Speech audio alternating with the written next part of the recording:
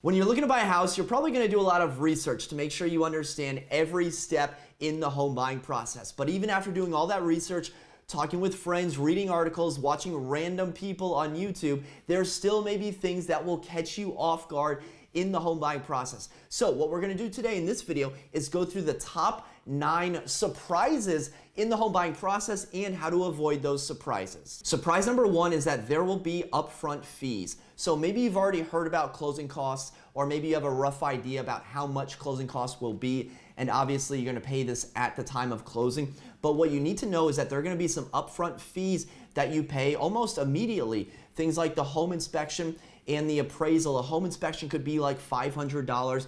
The appraisal is going to be a few more hundred, so that could be around $800 depending on your area that you're paying out of pocket immediately. And guys, if you decide you don't want to move forward with the house, well, these fees are non-refundable. So it's important to remember that you're going to have closing costs, but you're also going to have some upfront fees in the home buying process. Surprise number 2 is that there will be some unknowns about the property. No matter how good your home inspector is, no matter how many specialized contractors you bring in to look at the property, there may still be some unknowns about the property. I was recently working with some buyers who assumed that they had to know every single small detail about the property's history. So got their list of questions together, sent it to the listing agent, and the seller, they're either going to know the answer or they're not going to know the answer. It's not like you're buying the same model car and you can just go online and look at the spec sheet and read all the online reviews.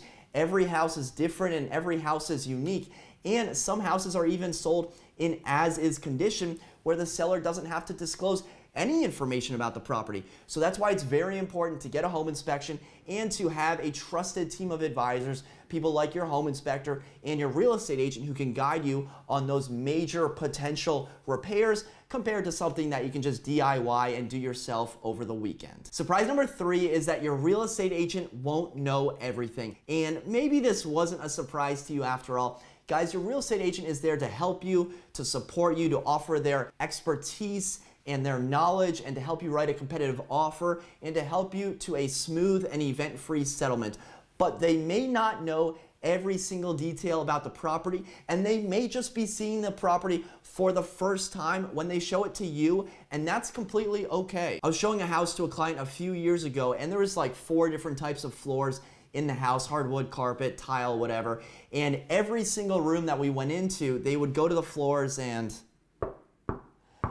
they would knock on the floors and then ask me, "Hey Matt, what type of floors? Are these a vinyl? Is this an engineered hardwood? What type of carpet?" Like, I'm not gonna know the brand of carpet that they're using in the basement. I can find out. I don't know if the fireplace is in working condition. Guys, your real estate agent's value is bigger than what type of brand the kitchen flooring has or if a fireplace is working. All of this information can be figured out by getting your questions together and asking the listing agent. But your real estate agent is more there to guide you through the process and to help you win the house, write a competitive offer, and close smoothly.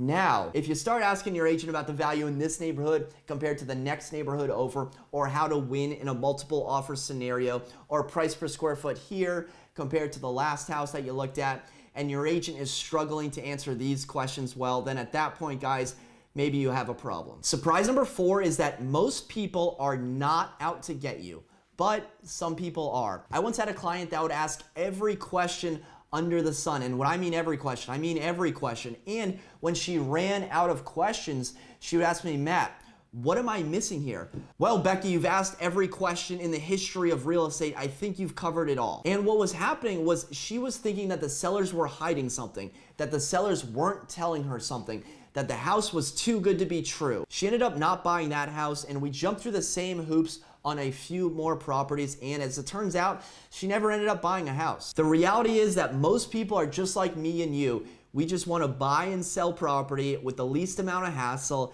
and be somewhat reasonable when doing it. With all that being said, there are sellers that will lie, there are real estate agents that will lie, and there are lenders that will lie. And there's always going to be people that don't play fairly and that don't follow the rules. And guys, nobody likes getting ripped off. So if you're starting to feel that pit in your stomach, or if something doesn't feel right, or if you're getting a weird vibe from the other party, maybe it's time to take a step back, reevaluate, talk with your trusted advisors, because the feeling of getting backed into a corner and being forced to purchase something is gonna feel a lot worse than the feeling of simply walking away from the deal. Surprise number 5 is you won't get a brand new house after the home inspection. The home inspection is one of the most stressful parts about the home buying process because you finally found a house that you could see yourself living in, and now you're about to find out how many problems that perfect house actually has. Once you get the home inspection report, you can ask for repairs or a seller credit,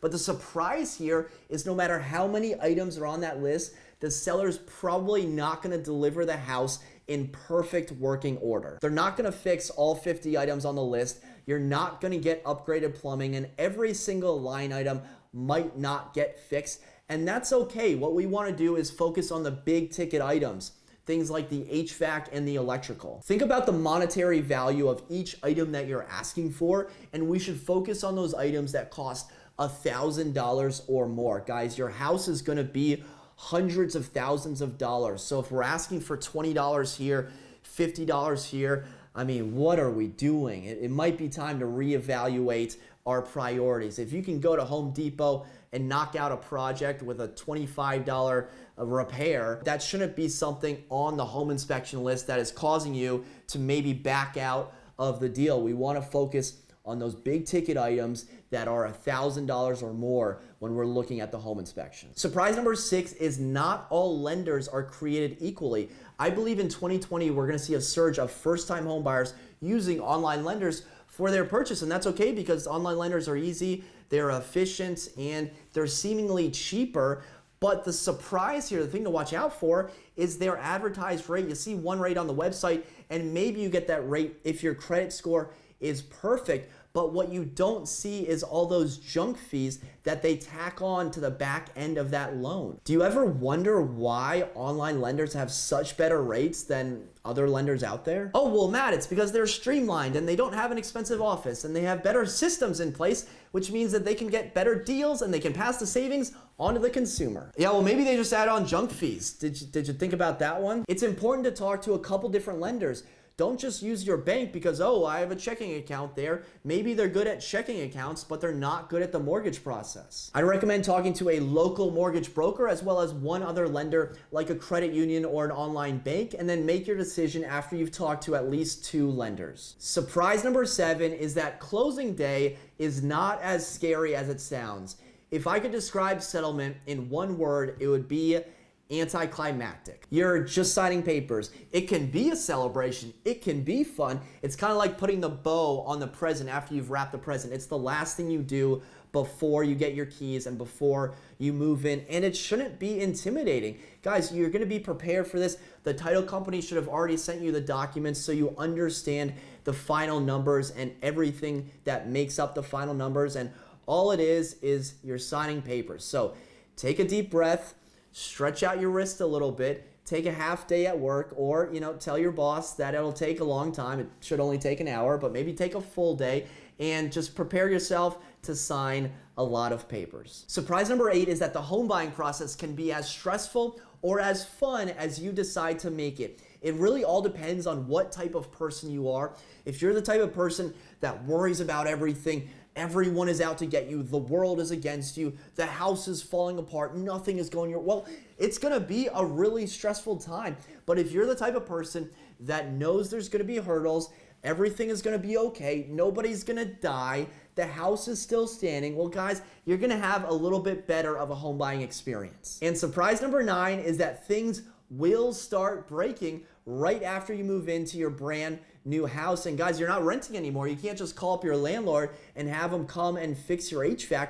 You need to pay out of pocket for that expense. So both unexpected repairs as well as preventative maintenance will be required. And the issue, the surprise, what catches first-time homebuyers off guard is maybe they went a little bit above their budget when they purchased their house, and then you get this unexpected repair come up and they can't afford to fix it. When it comes to repairs, you should always anticipate that things can and will break, and it seems like some of your appliances, like your water heater, know when the date of settlement is, so it's not gonna break when the owner owns it. It's gonna break right after you move in, and you're gonna have to pay for it. So that's why it's very important to budget for those maintenance costs of actually owning the property. Well, how much should you budget?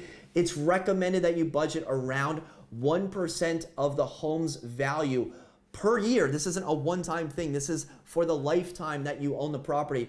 Budget around 1% of the home's value per year for those unexpected costs and preventative maintenance. So there you have it, guys, the 9 biggest surprises when you're buying a property. If you like this video, be sure to hit the thumbs up button, and I'll see you in the next one.